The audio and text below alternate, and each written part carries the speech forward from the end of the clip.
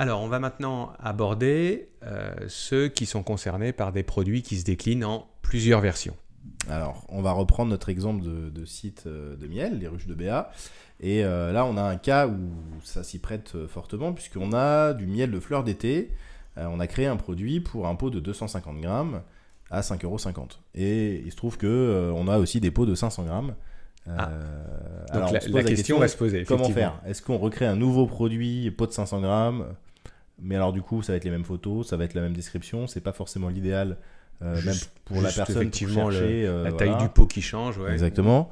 Donc ce qui serait bien, ça serait d'avoir finalement ici un choix, une liste de choix avec 250 grammes ou 500 grammes. Donc on va regarder comment faire ça de manière très simple.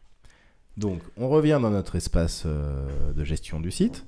Voilà. On va aller voir nos produits. Donc c'est ici, là dans le menu, gérer mes produits et services. Et on va prendre le fameux pot de miel en question. Donc on va aller modifier ce produit. Hop. Voilà, donc là on reprend la partie prix qui est à 5,50 €, puisqu'on avait mis le produit à 250 grammes. Et là on voit, il existe plusieurs versions de ce produit. On le coche. Et là vous allez avoir donc une ligne par version. Et pour chaque version, vous allez pouvoir mettre le nom, enfin un descriptif, un prix, et puis aussi un stock et une quantité. La façon, alors c'est important ça, la façon dont vous allez gérer le stock, effectivement. Par défaut, on écrit en stock, ça veut dire que le produit est en stock chez vous. Maintenant, si vous voulez vraiment gérer le stock, c'est-à-dire avec les quantités, vous cliquez dans ce petit fameux en stock et vous allez choisir tout simplement, vous voyez, il y a le choix en stock, sur commande, épuisé ou selon quantité. Et donc là, selon quantité, je vais renseigner tout de suite ma quantité, on va le faire sur là, sur alors, c'est le pot de 250 versions. grammes, voilà. Voilà. Alors en stock, j'en ai... allez, 12. Tu as fait ton inventaire? 12, j'en ai 12. Voilà. Et le prix, c'était 5,50 5,50 €. 5,50 €, voilà. ok. Je peux éventuellement appliquer une promotion. Je vais créer une deuxième version du produit. Voilà. Donc toujours... voilà. Le prix, ça va être 9,50 €. 9 €. Ah, c'est un peu moins cher que d'en acheter deux. Voilà. Et on va mettre aussi selon quantité. Et puis là, les abeilles, elles ont bien bossé. Il y en a 20. Il y en a 20. Voilà. Donc là, en faisant ça, on a créé deux versions pour le même produit.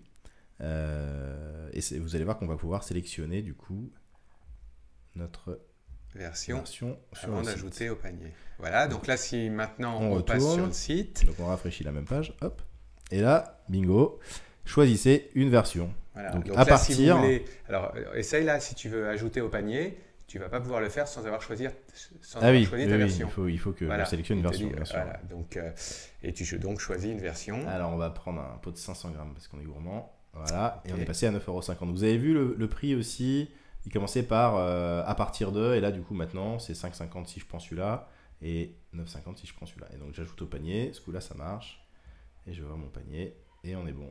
Voilà, donc l'idée de cette petite fonctionnalité, c'est de pouvoir décliner un produit en taille. Là, c'est ça, un petit peu, c'est les tailles de pot. Ça peut être la couleur, ça peut être, bref, différents éléments qui font qu'un même produit existe dans différentes versions. Tout simplement. Ça évite de dupliquer les fiches. Ça peut être intéressant quand même, ce que tu disais tout à l'heure, de dupliquer une fiche.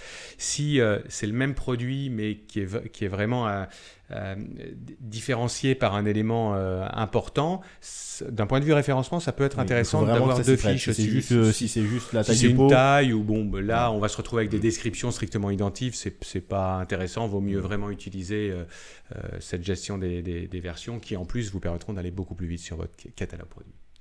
Voilà, à bientôt pour la prochaine fonction.